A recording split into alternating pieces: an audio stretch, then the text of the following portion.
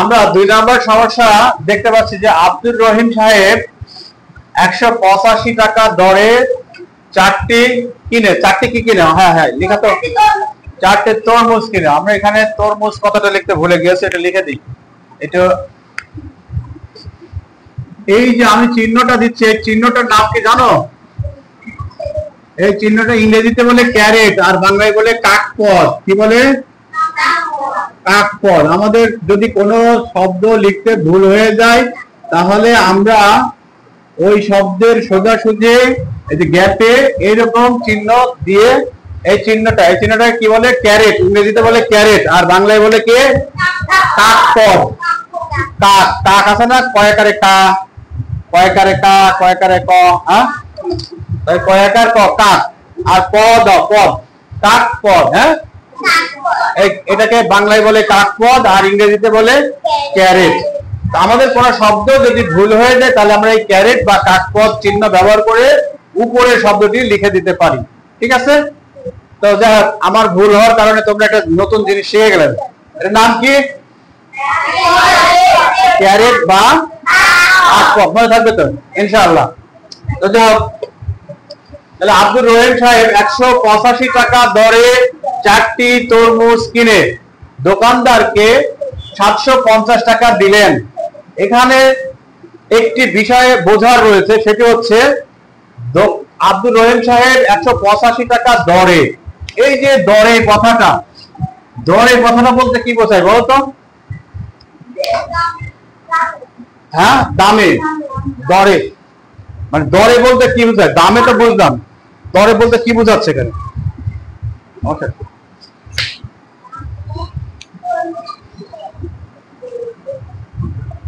দরে বলতে বোঝায় প্রতিটির দাম। দরে বলতে কি বোঝায়?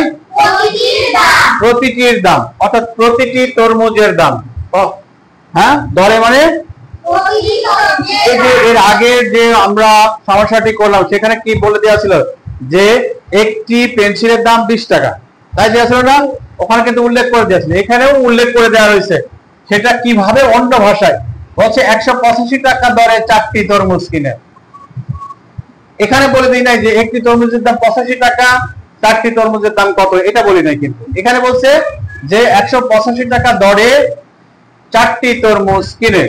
তাহলে এই যে দরে থাকলে ওইটাকে আমাদের হিসেব করে বের করতে হয় এট দা রেট অফ।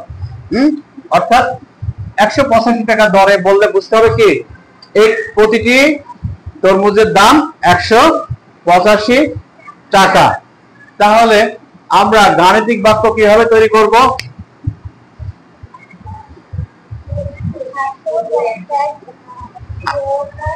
গাণিতিক বাক্য কিভাবে তৈরি করব বলো?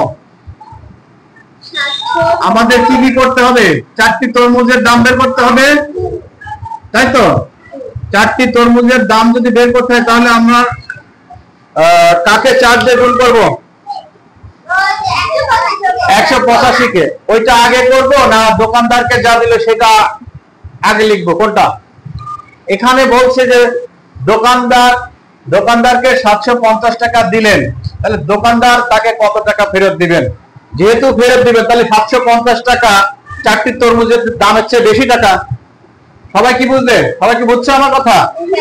যে 185 টাকা দরে 4টি তরমুজ কিনে দোকানদারকে 750 টাকা দিলেন, দোকানদার তাকে কত টাকা ফেরত দিবেন?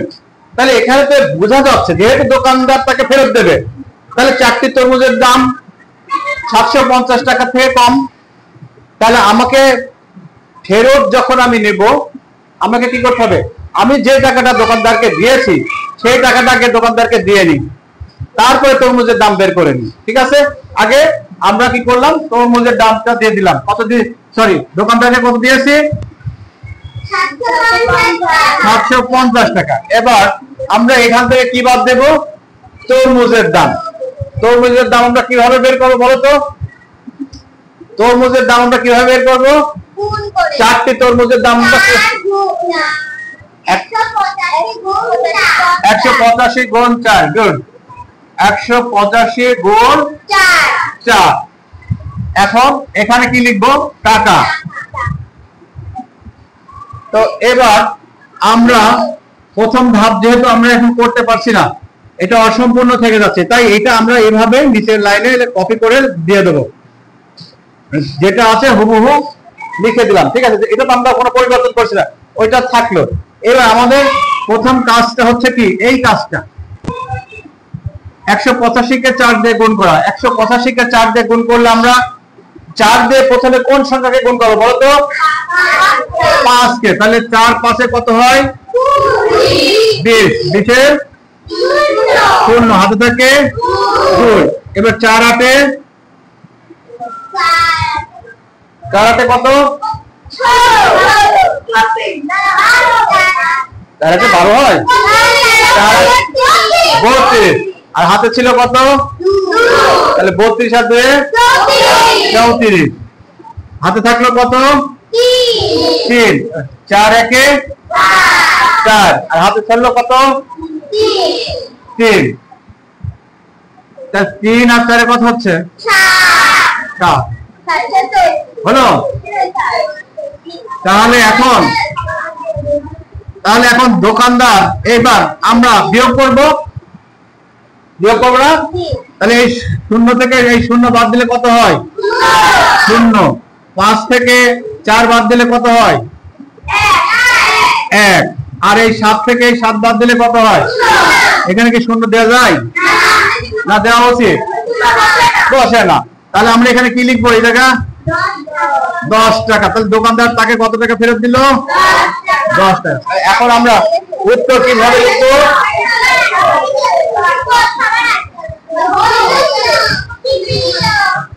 বোঝা গেল? যখনই কোনো সমস্যার কথা বলবে যে তিনি দোকানদারকে এত টাকা দিলেন, যখনই বলবেন যে দোকানদারকে এত টাকা দিলেন, দোকানদার তাকে কত টাকা ফেরত দিবেন, তাহলে আগে আমি দোকানদারকে যেটা দিলাম সেটা লিখে নেব, নিয়ে কি চিহ্ন দিব? বিয়োগ চিহ্ন দিব। দিয়ে এবার আমি দোকানদারের কাছ থেকে যা যা কিনলাম সেটা একটা ব্র্যাকেটের মধ্যে নিয়ে নেবো। ব্র্যাকেটের মধ্যে নেবো না? দোকানদার আমাকে যা যা দেবে কোথায় নেব? ব্র্যাকেটের মধ্যে নেবো। সেই ব্র্যাকটা কি? এই যে আমার ব্র্যাকেট। ব্র্যাকেটের মধ্যে দানগুলো আলাদাভাবে বের করে নিয়ে সেইটা আমি তখন দোকানদারকে যা দিয়েছে সেটা থেকে বাদ দিয়ে আমি আমার টাকা আমি বুঝিয়ে নিয়ে আসবো। ঠিক আছে, আশা করি বুঝতে পেরেছ।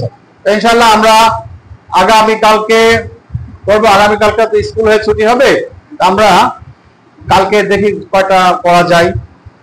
আমাদের আরো কাজ করতে হবে। তো ছুটির পরে এসে তোমরা ছুটির মধ্যে এই যে এই কয়েকদিন ধরে যে সমস্যাগুলো বা যে গণিতগুলো শিখলে এইগুলোই বাসায় বারবার করবা, এইগুলোই বারবার প্র্যাকটিস করবা। ঠিক আছে, যেগুলো করেছে এইগুলোই প্রতিদিন করবা।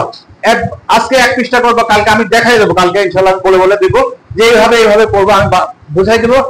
বসে থাকবে না কিন্তু, থেমে থাকবে। ছুটি আছে, ঘুরে বেড়ায়, কোনো কাজ নাই, স্কুল নাই, এমন করবো না কিন্তু। তাহলে এই যে কয়দিন ধরে তোমরা কষ্ট করে করে শিখলে সব ভুলে যাবে।